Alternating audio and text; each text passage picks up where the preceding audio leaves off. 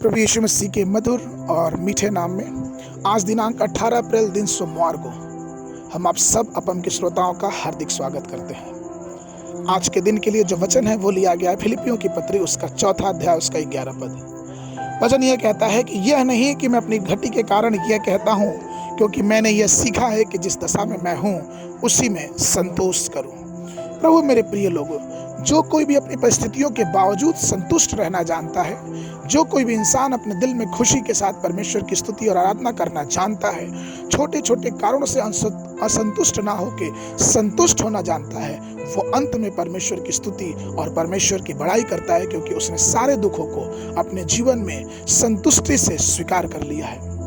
आपको मालूम है, शिकायत करना या फिर यूं कहें कि बुड़बुड़ाना, कुड़कुड़ाना स्तुति का सबसे पहला शत्रु है। आराधना का पहला शत्रु बुड़बुड़ाना और कुड़कुड़ाना है। पतित व्यक्ति का स्वभाव है, पाप करने के बाद मनुष्य शिकायत करता है, मनुष्य कुड़कुड़ाता है। आदम और हव्वा से ये बात शुरू हुई कि जब उत्पत्ति की पुस्तक उसके 3 अध्याय में जब आदम और हव्वा ने पाप किया तो वहां परमेश्वर के ऊपर वो कुड़कुड़ाने लगे कि परमेश्वर, ये स्त्री जिसको आपने दिया है, स्त्री ने कहा ये सर्प ने मुझे धोखा दिया, अर्थात कुड़कुड़ाना, बुड़बुड़ाना। अगर उन्होंने प्रभु के सामने अपने पापों को स्वीकार कर लिया होता, उससे क्षमा मांगा होता, तो फिर से वो मेल मिलाप होने की संभावना थी। चूंकि उन्होंने कुड़कुड़ाना बुड़बुड़ाना चालू कर दिया, इसलिए वो पाप आज तक इस धरती पे है।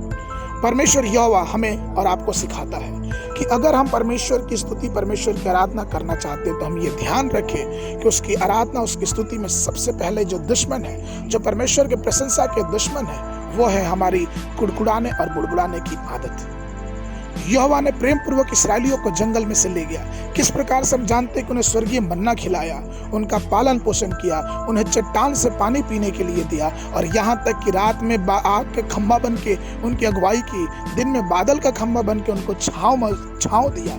इतने प्रकार की संतुष्टि होने के बाद भी वो परमेश्वर के खिलाफ हर समय बुड़बुड़ाते रहते थे, कुड़कुड़ाते रहते थे। उनके मनों से स्तुति और आराधना नहीं निकलती थी, और यही कारण है कि गिनती की पुस्तक उसका 14 अध्याय उसके 27 पद में परमेश्वर का वचन कहता है, यह बुरी मंडली मुझ पर बुड़बुड़ाती रहती है, उसको मैं कब तक सहता रहूं। इसराइली जो मुझ पर बुड़बुड़ाते रहते हैं, उनका यह बुड़बुड़ाना मैंने सुना है। और प्रभु में प्रिय लोगों, हम सब जानते हैं कि लोगों के बुड़बुड़ाने और शिकायत की आदत से ही पहली जो वंश था, जो बहुत सारी जनसंख्या थी, जो मिस्र देश से निकली थी, वो सब के सब जंगल में नाश हो गए। अगर उन्होंने परमेश्वर को धन्यवाद दिया होता, परमेश्वर पर भरोसा किया होता, तो शायद वो सब के सब उस कनान देश में पहुंच गए होते। लेकिन उन्होंने कुड़कुड़ाना चुना, उसने परमेश्वर की प्रशंसा के जगह बुड़बुड़ाना चुना। और मैंने आपको बताया कि बुड़बुड़ाना, कुड़कुड़ाना हमारे परमेश्वर की प्रशंसा का सबसे बड़ा शत्रु है। इसलिए तो फिलिपियों की पत्री उसका 2 के 14 पद में वचन कहता है, पौलुस कहता है, सब काम बिना कुड़कुड़ाए और बिना विवाद के किया करो। एक छोटी सी घटना है कि एक परिवार था जहां माता पिता अपनी बेटी के लिए जूता नहीं खरीद सकते थे। बेटी बहुत परेशान हुई और अपने माता पिता झगड़ा करके घर से चली गई। जब अपने गांव के बाहर निकली तो वहां एक पेड़ के नीचे एक लंगड़ा व्यक्ति बैठा था, जिसके दोनों पैर गायब थे। उस लंगड़े व्यक्ति को देख के इस बेटी को दया आ गई। उसने उस लंगड़े की अवस्था को देखा कि इसके तो पाँव नहीं है, लेकिन फिर भी ये यहाँ बैठ के ये परमेश्वर की स्तुति कर रहा है, परमेश्वर के गीतों को गा रहा है, और मेरे पास पाँव है, बस जूते नहीं हैं, लेकिन मैं अपने पिता से लड़ाई झगड़ा कर ली। उसे इस बात का दोष महसूस हुआ कि मुझे ये नहीं करना चाहिए। उस गलती का एहसास हुआ, फिर अपने पिता के पास गई, उससे माफी मांगा। प्रभु मेरे प्रिय लोगों, हम जिस परिस्थिति में रहते हैं उससे भी बढ़ के बहुत बुरी परिस्थितियों में लोग आज अपना समय, अपना जीवन बिताते हैं।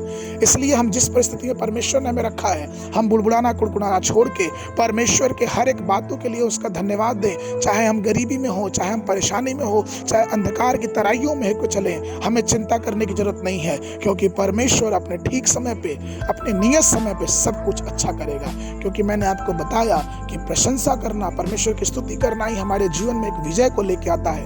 लेकिन हम कुड़कुड़ाने लगेंगे तो वो सारी आशीषों को हमारे लिए रोक देता है। इसलिए आइए हम परमेश्वर की आराधना में, परमेश्वर की प्रशंसा में दिन प्रतिदिन आगे बढ़ते जाएं कि हम उसके आशीषों को अपने जीवन में ग्रहण करने वाले हो सके।